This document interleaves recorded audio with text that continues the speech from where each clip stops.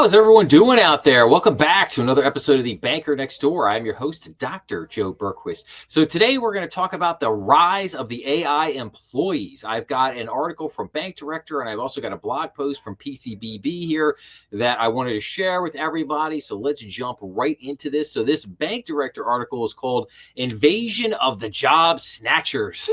Digital bank workers have arrived. As the shift to bot workers accelerates, executives must ask and answer several key questions. So now, but before we get to this, because I want to do these kind of in junction with each other. So here is the blog post from PCBB, and this is titled Anonymous AI Employees Have Arrived. So digital employees that can execute routine tasks without someone controlling every step are already being used by some financial institutions.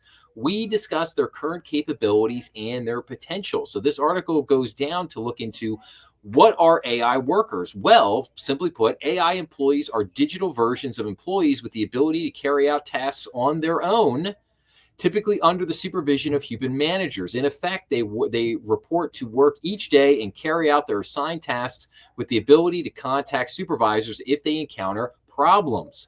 The work, at least initially, revolves around repetitive, simple tasks. These digital workers represent an evolution in the use of what's called generative AI. Instead of just responding to requests, these employees are able to act autonomously based on their designed assignments. The benefit is that these tasks can be performed more efficiency and at less cost than by human workers, and the digital workers require very little supervision.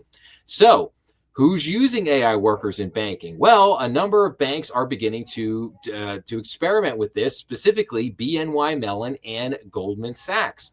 So according to the Wall Street Journal, BNY now has dozens of AI workers in its employ. These personas have their own company logins, and they work in two areas: coding and validating payment instructions.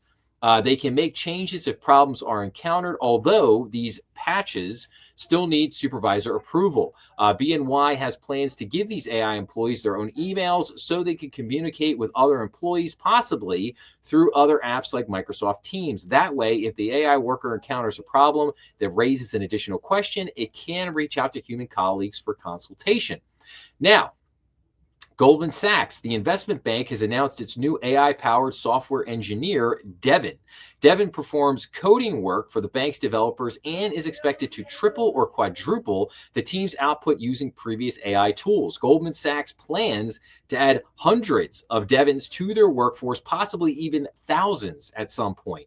So what are the potential opportunities here? And then what's next for AI workers? Well, what are the potential opportunities and risks? Well, you have efficiency and cost savings are the two big gains that AI employees can currently bring to the table. One of the potential risks is that an organization could become over-reliant on AI workers without establishing sufficient human oversight. While AI employees are capable, they can still make mistakes in judgment, so close supervision is crucial. Financial institutions that deploy AI workers might want to treat them like any new hire, give them assignments, monitor their work, review their performance, and give them guidance. So what's next then for the AI worker? Well, the next advance would be to assign digital workers more complicated tasks. Creating more complex AI employees requires more complex access points, and that is where a lot of development, discussion, and work is now underway. One focuses on personal assistance. Apple, for example, has discussed giving Siri the ability to access areas like a person's emails, texts, and calendars. Hypothetically, a person could simply ask Siri when a friend's flight would arrive, and Siri would review emails and texts from the friend to find the flight details, then check flight updates about the arrival time, which would then allow Delta to charge them more money.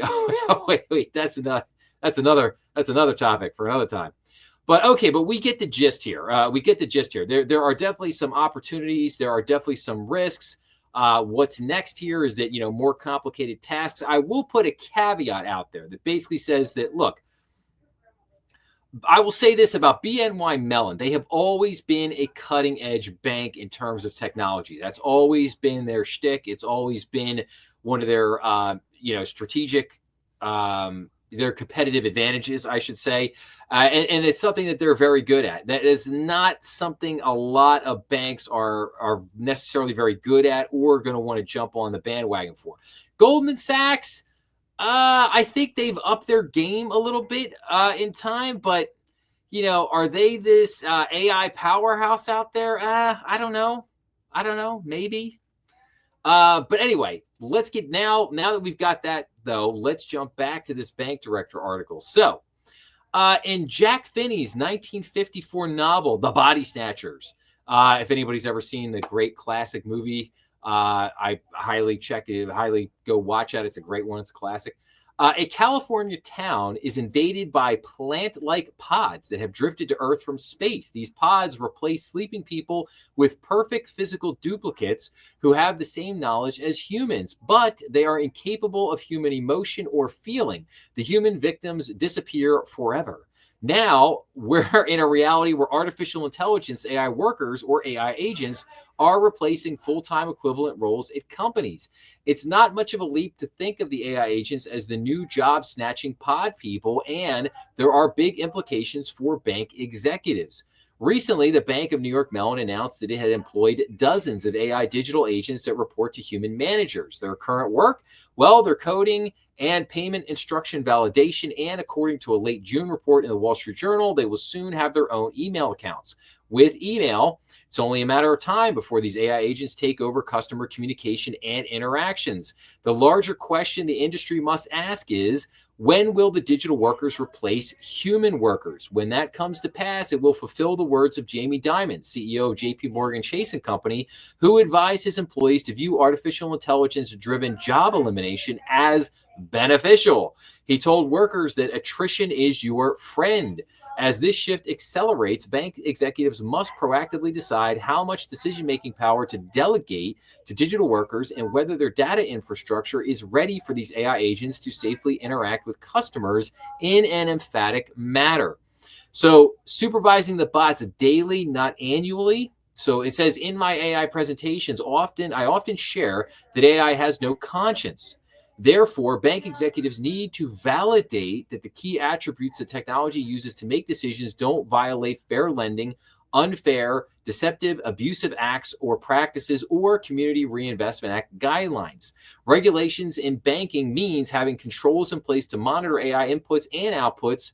So how will the human managers track the AI workers' decisions, and how often? It's a very interesting thing.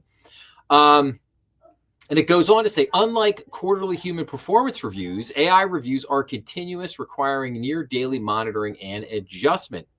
So while tackling the regulatory decision-making concerns, bankers should ask themselves whether their data is ready for AI to interact with their customers. So at most banks, quantitative data remains siloed with key information in the core system, commercial lending system, consumer lending system, digital banking system, and payment systems.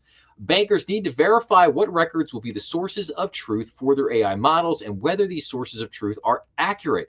Quantitative data, however, does not address one of your bank's key differentiators, the emotional intelligence side of customer relationships. That side will require collecting more sources of data to train the robots on empathy. This is also known as what's called soft data. AI agents and everything, they are trained on hard data, perhaps alternative data, but definitely not soft data. And soft data, as anyone will tell you, is the key to relationship banking. Now, it goes on to say here, Ron Shelvin, Chief Research Officer at Cornerstone Advisors, writes that leveraging qualitative data like customer feedback, call center transcripts, chatbot logs, survey responses, employee notes, policies, and procedures is a gold mine for training large language models. That will prepare the AI pod workers. These interactions, not transactions, allow the pod workers to learn your bank's focus on customer satisfaction. As opposed to the pod people and the body snatchers, community banks want some empathy for their customers. So to get the qualitative data ready for AI agents, bankers should develop a policy and practice for standardizing the collection process. Now, if everyone recalls, I did an episode about a week or so ago basically on crafting your AI policy. And we had a conversation about that. Go back and check out that episode if you want to get a little bit more in depth on that. But yes, I think every bank needs to begin to develop and adopt an AI policy with the understanding that it is something that's going to develop over time. It's not going to be, it's not going to be the end all be all. It's just something to get started with and then build it as things change and as things go along. And now this article wraps up by saying, in a world where most bankers view their personal relationships as their key value proposition, employing AI agents threaten to disrupt this differentiator unless this technology learns empathy and emotional intelligence. So again, very interesting articles here, no doubt. However, I'm really not worried in the sense that AI is taking all of our jobs tomorrow. It still has a very long way to go. I believe that some of the hype is overblown around AI. I mean, it can do some great things. It can help you in a lot of ways. Is it taking all of our jobs tomorrow? No, but I think you have to be very aware of this. I think you have to pay a lot of attention to it. And no doubt, all of the financial technology vendors you deal with, including your core system, over the next 5 years are all going to begin to incorporate AI into their systems in some way, shape, or form. So you have to be aware of that, and you have to be aware of how it's affecting the systems that you're using for all of your employees to do their jobs day in and day out. So that I think is the ultimate thing to really keep an eye on, and why you need an AI policy, and why you just need to be aware of all this stuff. And someday you may wake up and find that you yourself are managing a few AI employees. We don't know. Don't know.